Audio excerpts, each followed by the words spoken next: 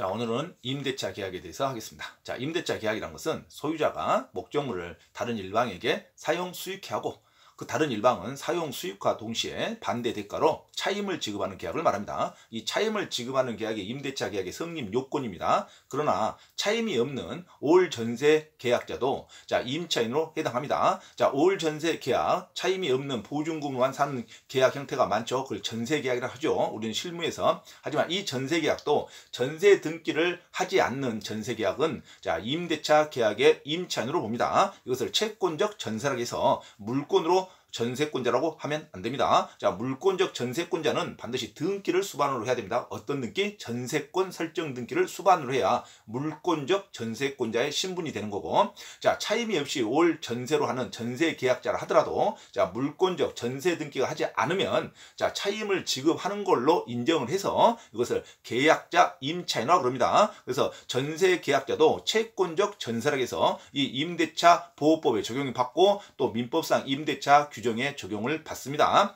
자, 임대차 계약이라는 것은 차임을 성립 요건으로 한다는 거 중요하고, 차임이 없는 우리가 실무에서 하는 전세 계약자도 전세 등기가 하지 않는 한 채권적 전세권자로서 임대차 보호법에 적용을 받는다. 또 임대차 계약의 임차인으로서 적용을 받는다. 이거 놓치면 안 됩니다. 이것을 채권적 전세권자라고 해서 임차인의 신분을 유지한다. 그렇게 말하죠. 자, 그리고 임대차의 등기가 있습니다. 자, 임차권 등기라고 그럽니다. 임차권 등기는 전세권 등기하고 내용과 형식은 다르지만 자, 임차권 등기라고 반대 약정이 없으면 임차인이 임대인에게 임차권 등기에 협력할 것을 요청할 수 있습니다. 그러면 임대인이 그 승인을 하면, 동의를 하면 임차권 등기라고 등기가 나옵니다. 그 임차권 등기가 되면은 제3자에게 대항할 수 있다. 이렇게 말하죠. 임차권 등기를 전세권 등기하고 같이 보지 마시고 임차권 등기라는 유형이 있는데 이것은 서로 간에 반대 약정이 없으면 할 수도 있다. 이렇게 생각하면 되죠. 자, 임차권 등기라는 것도 등기의 종류에 있습니다. 우리가 중개사 시험에 2차 시험에 등기법을 보니까 임차권 등기도 할 수 있다. 이렇게 외우는 거죠. 자, 임차권 등기도 임차인이 반대 약정이 없으면 요청할 수 있다. 근데 대부분 실무에서는 임대인이 자, 동의를 하지 않죠. 그래서 임차권 등기라는 게 실제로 잘 보이지는 않습니다. 하지만 임차인도 요청할 수 있다. 임대인이 승인하면, 승낙하면 할 수 있다. 반대 약정이 없으면, 반대 약정이 있으면 할 수 없고. 자, 넘어갑니다.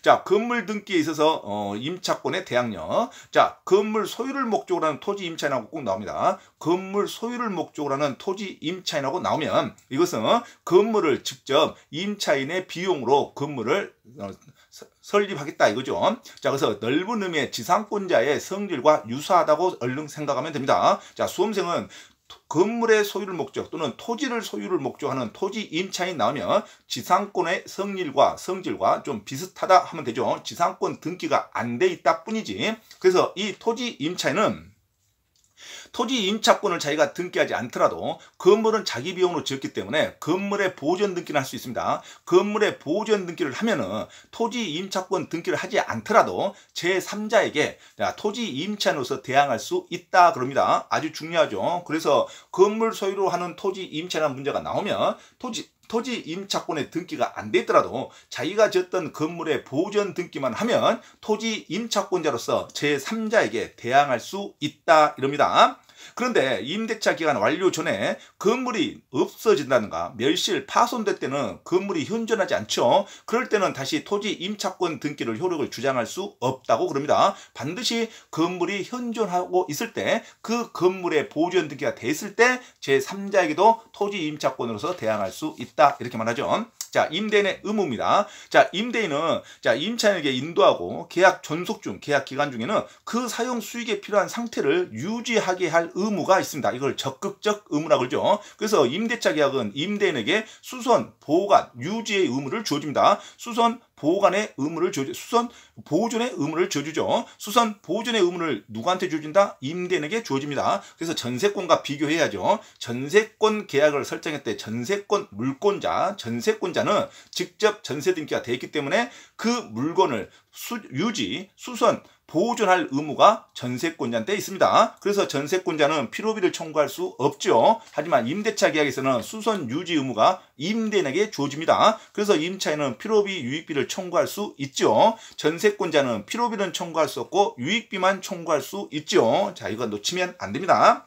자, 임대인의 보존행위. 그래서 임대인이 보존행위를 하고자 할 때는 임차인이 거절하면 안 됩니다. 합리적 사정하에서, 합리적, 객관적 사정하에서 임대인이 보존행위를 한다고 했을 때 임차인은 이를 거절하면 안 됩니다. 자, 그리고 임차인의 의사에 반하는 보존행위도 있죠. 그래서 임차인이 일단은 보존행위를 했을 때, 보존행위 한다고 했을 때 임차인이 거절하면 안 되지만 임대인이 임차인의 의사에 반하여 보존행위를 강행하고자 할 때는 임차인은 계약을 해지를 청구할 수 있습니다. 더 이상 계약을 존속할 수 없다고 인정할 때는 임차인도 계약 해지를 청구할 수 있다로 합니다. 그래서 시험 문제, 계약의 해지권은 임대인만 주어지는 게 아니라 임차인에게도 주어집니다. 그래서 임대차 계약에서 계약의 해지권은 임대인과 임차인, 양자 모두에게 주어진다고 해야 됩니다. 자, 그래서 임차인의 상한 청구권도 있죠.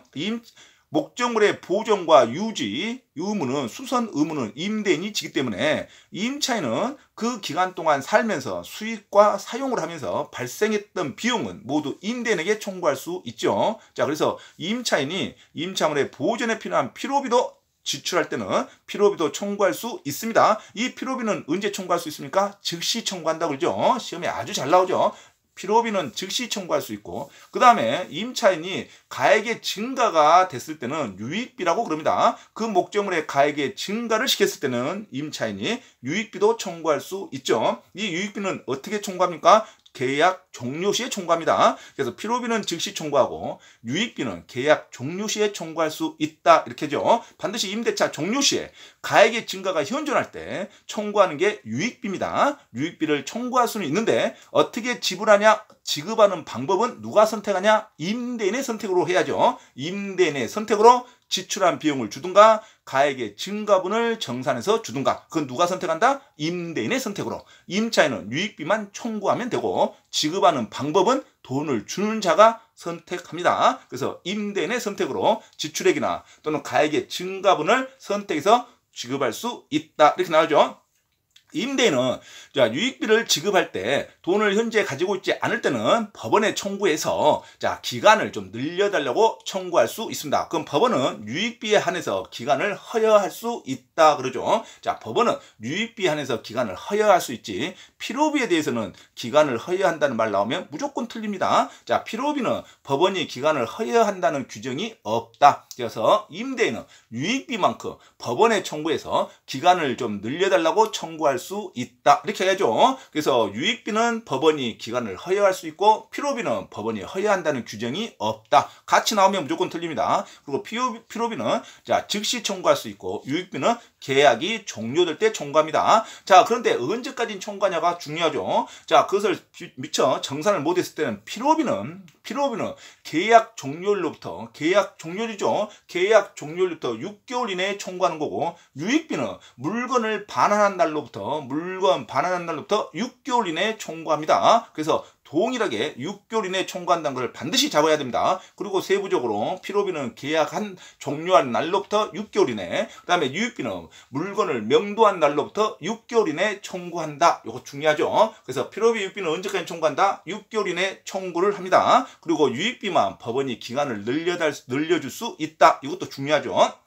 자, 일부 멸실 등가 감액 청구도 할 수 있죠. 자, 임차인의 과실 없이, 임차인의 잘못 없이 어떤 사용 수익할 수 없을 때는 임차인은 그 비율에 대해서 감액을 청구할 수 있겠죠. 자기 잘못 없이 수익할 수 없으니까. 자, 그리고 잔존 부분으로는 도저히 임대차 계약을 유지할 수 없답니다. 그럴 때는 임차인도 계약을 해지할 수 있다. 항상 계약 해지권은 임차인도 할 수 있다로 가야 됩니다.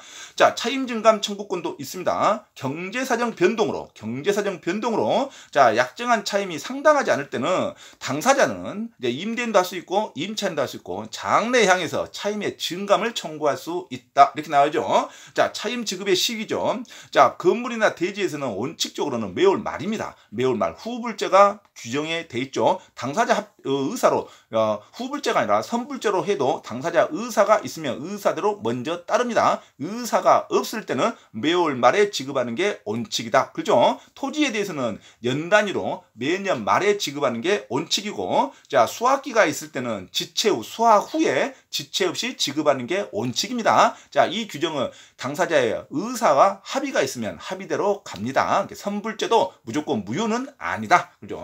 계약상, 법률상 원칙은 매월 말, 매년 말, 수확기 후에 지체 없이 지급하는 게 원칙이다. 이렇게 말하면 되죠. 자, 임차인의 통지 의무가 있죠. 자, 임차물의 수리를 요하거나 권리를 주장한 자가 새로 나타났을 때는 임차인은 지체 없이 임대인에게 이를 알려줘야 됩니다. 권리를 주장한 자가 있거나 또는 수리나 보존에 필요한 비용이 발생할 것 같으면 반드시 통지를 해줘야 되죠. 그래야 필요비를 청구할 수 있죠. 자, 통지를 해줘야 됩니다. 그러나 임대인이 이미 안 때는 굳이 통지하지 않아도 되죠. 자, 필요비와 유익비는 항상 임대차 계약에서 아주 잘 나온다. 자, 필요비는 즉시 청구하고, 그 다음에 유익비는 계약 종료 시에 청구하는데, 필요비 유익비는 최소한 계약 만료 시 또는 명도 이후에 6개월 이내는 청구를 해야 됩니다. 자, 필요비 유익비는 서로 간에 임차인이 중요한 권리지만 임차인도 포기할 수 있다. 필요비 유익비를 자기가 받지 않겠다고 해도 계약은 유효입니다. 그래서 필요비 유익비는 비용에 관련된 것은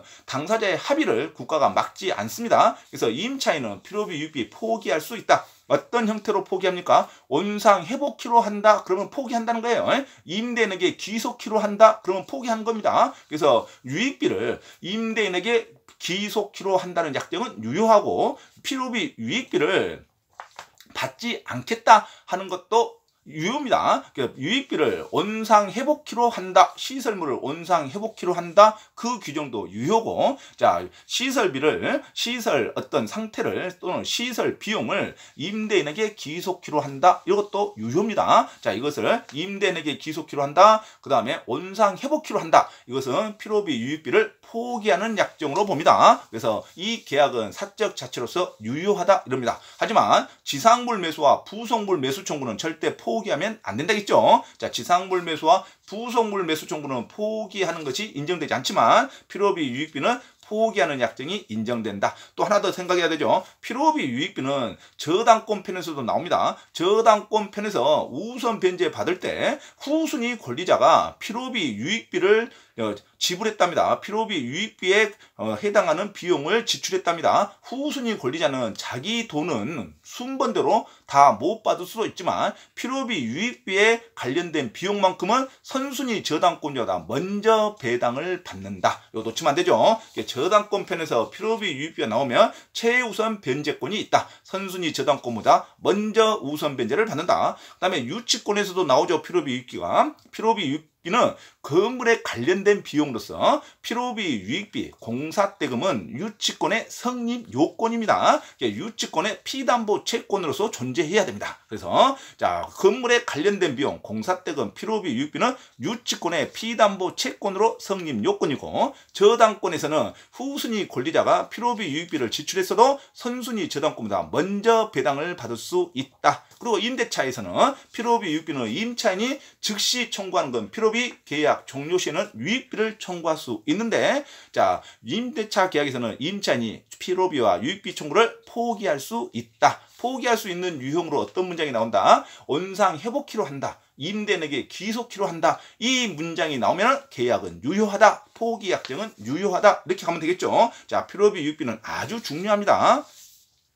기간에 약정이 없는 임대차의 해지 통보가 있죠. 자, 임대차 기간에 약정이 없답니다. 기간이 없이 약정할 수 있죠. 그러면 당사자는 언제든지 계약 해지의 통보를 할 수 있습니다. 자, 당사자는 언제든지 계약 해지 통보를 할 수 있고, 자, 전항의 통보를 받은 날로부터 해지의 효력이 언제 발생하냐가 중요하죠. 임대차 계약, 주택임대차 보호법이 아니라 순수 민법상 임대차 계약에서 기간에 약정이 없을 때는 당사자는 언제든지 해지 통보할 수 있는데, 자, 임차인이 해지 통보 통보하면은 1개월, 한 달 후에 효력이 발생하고, 임대인이 해지 통보하면은, 자, 임차인이 새로운 집을 알아볼 시간을 줘야겠죠. 그래서 임대인이 해지 통보하면 6개월 후에 효력이 발생합니다. 임대차 규정에 있어서 민법상 임대차 계약에 있어서 민법상 계약에 있어서는 당사자가 기간이 약정했으면 언제든지 해지할 수 있는데, 자, 임대인이 해지할 때는 6개월 후에 효력이 발생하고 임차인이 해지할 때는 한 달 후에 발생한답니다. 자, 요거 효력 규정 전세권하고 비교해야 되죠. 전세권은요, 자, 토지 전세권에 기간이 약정이 없을 때라든가 건물 전세권에 법정 갱신이 됐을 때는 기간의 약정이 서로 없는 것으로 보기 때문에 서로 양 당사자도 해지 통보할 수 있습니다. 그래서 전세권에 있어서 해지 통보는, 자, 전세권 설정자나 전세권자 모두 해지 통보 후에 6개월 후에 효력이 발생하고, 민법상 임대차에서는, 자, 임대인이 해지 통보하면 6개월 후에, 임차인이 해지 통보하면 한 달 후에 발생한답니다. 이거 놓치면 안 됩니다. 자, 임차인의 파산과 해지 통보가 있죠. 임차인이 파산 선고를 받았답니다.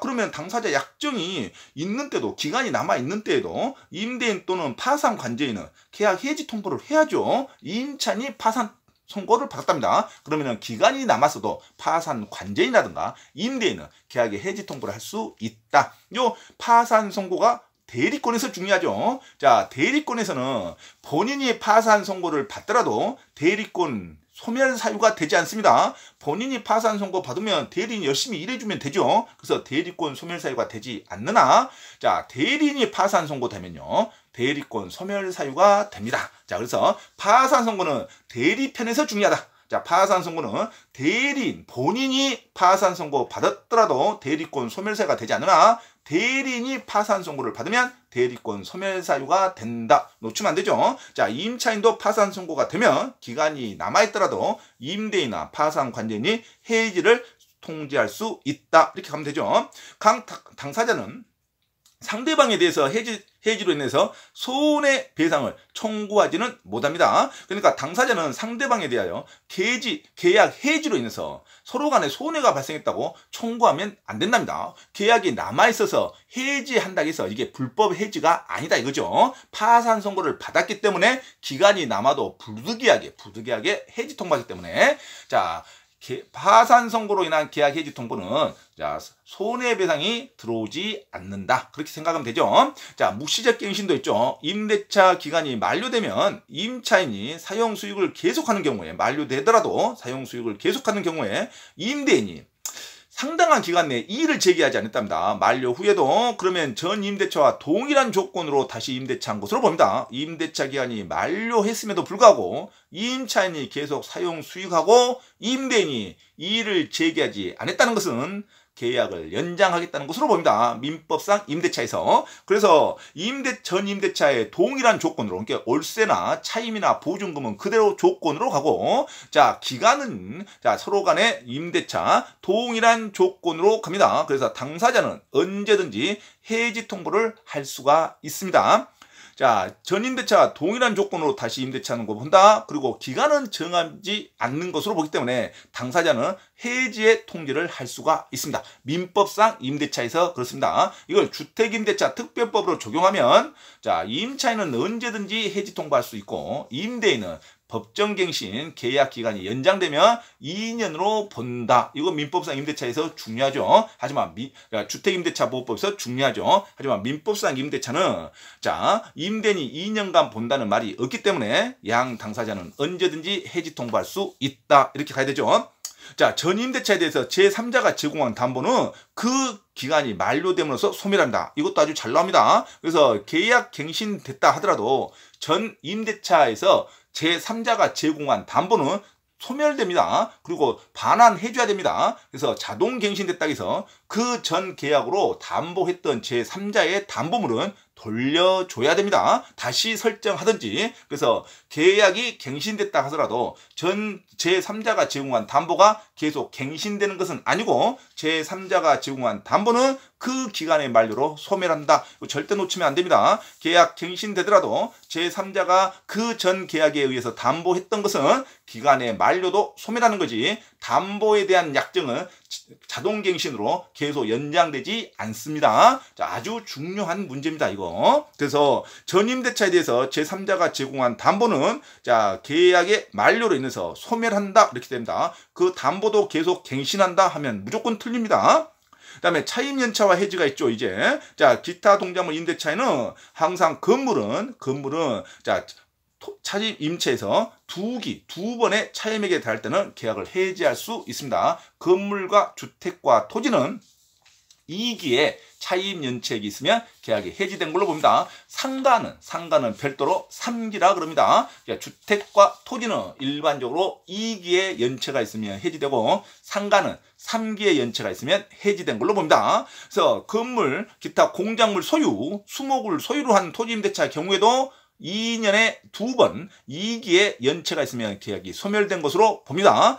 임차인의 갱신 청구권과 매수 청구권도 있습니다. 자, 건물 소유를 목적으로 하는 또는 수목을 소유를 목적으로 하는 어떤 소유를 목적으로 하는 임차라면 지상권과 같이 풀어줘야 됩니다. 지상권과 성질이 맞기 때문에 토지 임대차 기간이 만료한 경우에도 그 건물이 현존할 때는 갱신을 청구할 수 있고, 그리고 건물이 현존할 때는 토지 임차인은 매수를 청구할 수 있습니다. 그래서 건물 소유를 목적으로 하는 토지 임차권 나오면 반드시 일반 임대차로 보지 마시고 지상권 이론이 들어와야 됩니다. 그래서 지상권자로 비슷하게 논리를 전개해야 됩니다. 그래서 건물 소유를 목적으로 하는 토지 임차인이 기간이 만료됐을 때는 다시 갱신을 청구할 수 있고, 건물이 현존할 때 갱신을 거절하면 임대인이 반드시 건물의 매수 청구를 할 수 있다고 가야 됩니다. 건물 지상물 매수 청구 할 수 있다고 가야 됩니다. 그래서 토지 전세, 건물 소유를 목적으로 한 토지 임차권, 지상권자는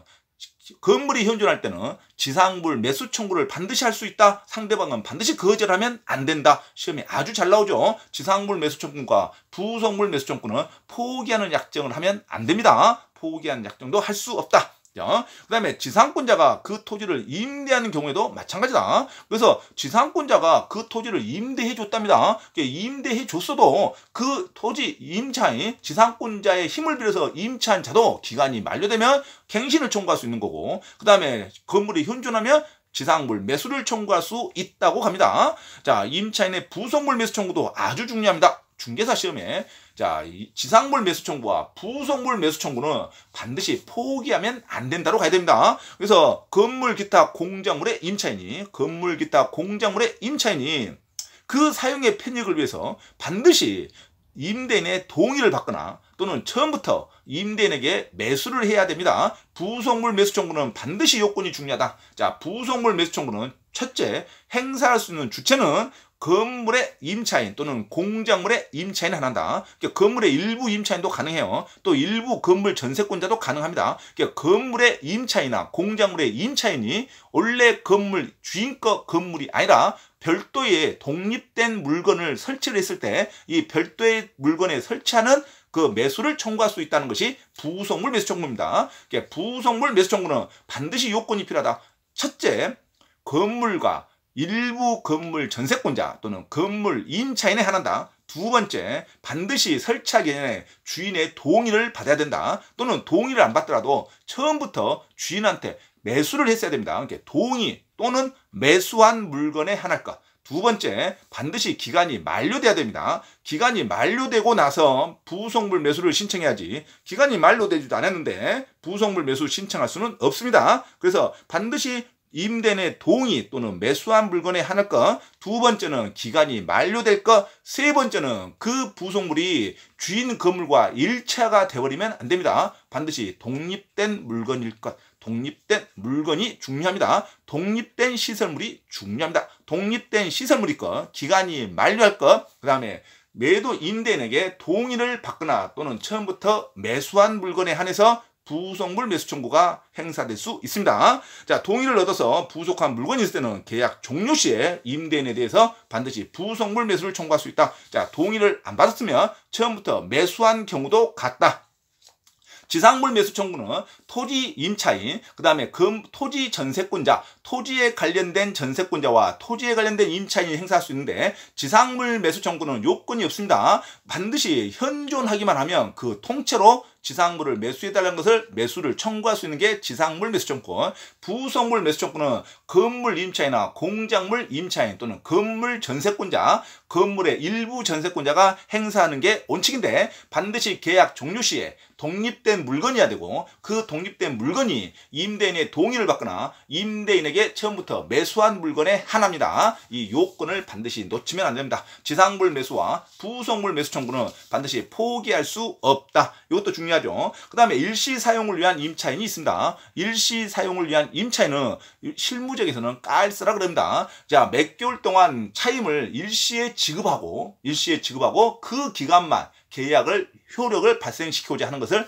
일시 사용자라 그럽니다. 일시 사용자는 항상 자 위에 있는 부속물 매수나 지상물 매수 청구권을 적용하지 않습니다. 그래서 일시 사용자는 부속물 매수 청구권, 지상물 매수 청구권을 행사할 수는 없습니다. 일시 사용자는 일반적인 약정된 개월수의 월세를 차임을 한 방에 지급하고 그 기간만 효력을 인정받고자 하는 자를 일시 사용자라 그럽니다. 일시 사용자는 지상물 매수나 부속 매수 청구할 수 없습니다. 그리고 주택 임대차나 상가 임대차 보호를 적용받지 못합니다. 대항력을 인정받지 못해요. 하지만 뭐 하나는 청구할 수 있다. 자기가 건물로 인해서 발생했던 비용은 청구할 수 있습니다. 그래서 일시 사용자라 할지라도 필요비, 유익비는 청구할 수 있다. 이거 놓치면 안 됩니다. 일시 사용자라도 필요비, 유익비는 청구할 수 있다로 갑니다. 자, 여기까지 민법상 임대차에 대한